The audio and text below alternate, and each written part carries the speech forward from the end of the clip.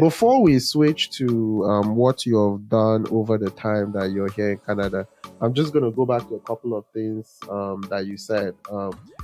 There are two things that I would like to just touch on, and then we're going to get into your journey in Canada as well. The first part is the impact of your father on your life. Yes. I wanted to hear a little bit about that. And you said that it meant a lot the way he kind of maneuvered and took interest in you and your brother.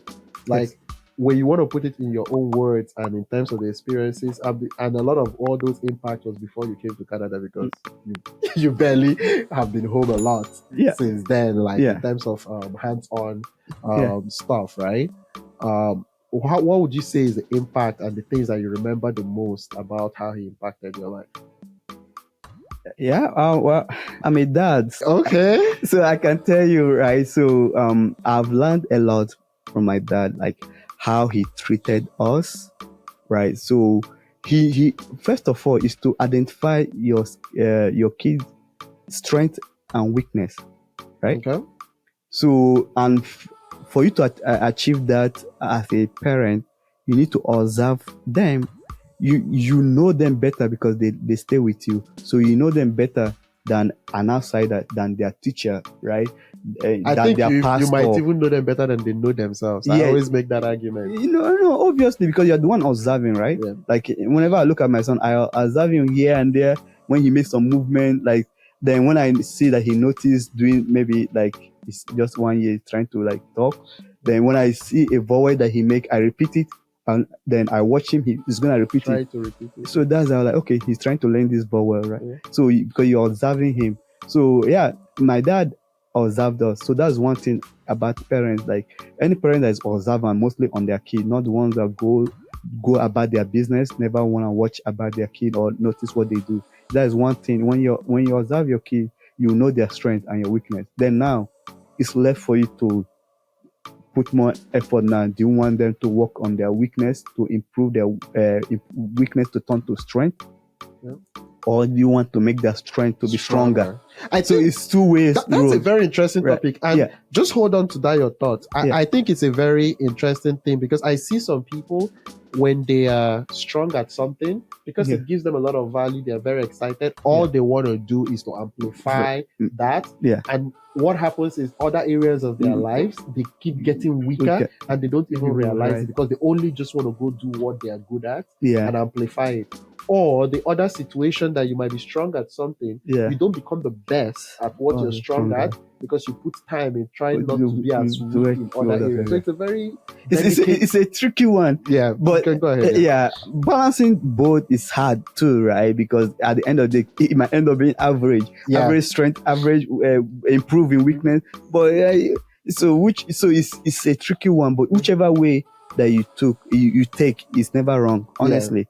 Because anyhow, the best is to get the best strength. If you're going on strength, or turn the weakness to strength, that way the person will be a strong overall, like human being, right? So you have to choose, right? So when he observes us, he notice our weakness.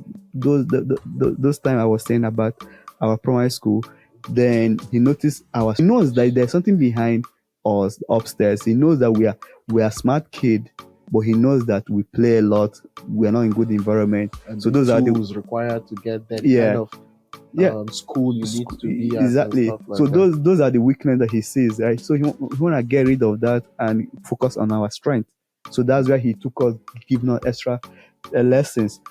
Then now, saying that, my dad played a good role with that, working on my strength and working on our strength. But here's the thing.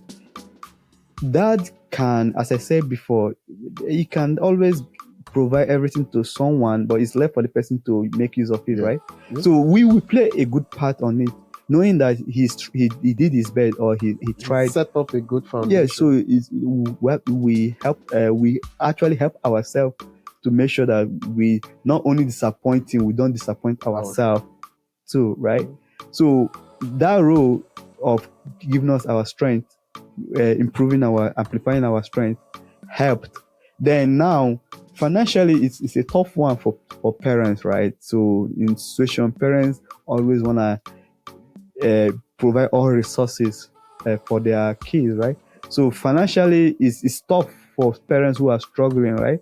So for him to sacrifice his own thing. My dad used to tell us that uh, sometimes he would look at us like, the money I used to pay your school fees, I could have just been somewhere at the beach side drinking, or taking some fresh air. But look at what I'm doing. I'm trying to like sacrifice all those time, sacrifice all those enjoyment, all those things I'm supposed to do just to make sure that my kids get the good opportunity or get all the resources they need to succeed, right? So that I give it to him too. He could have done that. He could have chose to take that path to treat himself, enjoy his life. He has a choice. He has that choice. So, but he kind of like determined, like, my children's success comes first, right? So this is the third thing that I mentioned, right? Yeah. Handling your financial, right? Handling financials, identifying strength and observing. So those are the three focus areas that he has done very well. That I was like, yeah, he did a lot. Then now, I mean, he's enjoying his fruit of his labor, right? Oh yeah. He should, and he deserves. He has 4 kids now overseas, doing well, right? So, according to him, whenever I call him every weekend, he tells me how people come in to visit him. Not like because he's retired, not that he has the money, just because they know that people he has assets. He has kids overseas doing well, right? So there's those things that he's enjoying, those friends benefit, and anywhere you want to go, you can always call on us, and you give it to him and provide that opportunity for him to go. I call that a lot of times delayed gratification, right? Yeah. And it's very difficult for a lot of people to say he could have chose to use his finances on himself, right? And some people always ask themselves, would there be a benefit at the end? But it's always great when a good stuff like that works out in general for situations like that. So I think that's also interesting in terms of that. You got any other thing? No, I mean those three. Those are the three, because what he calls it is human investment. That's what my dad considered. And one thing is, it might, it's not like you will like have my dad notice all these things. Why he has all these criteria? Him too gone through hardship, right, to get where he is. So he want to improve our own life, right? So it's one of those things that if, as a dad or a parent, if you have gone something, you don't want your kids to go through the same thing. It's just you want a better life. It's a parent's instinct, right? You love somebody, you want a better life. So those are the things that kind of like inspire you. Like, no, I want to invest on my kids because they're gonna change and they're gonna improve, make my name, or make him a better person, right? Make him a known person in the community, things like that. And also be proud of your kids and what you have invested in them, right? And stuff like that. Oh no, that's great.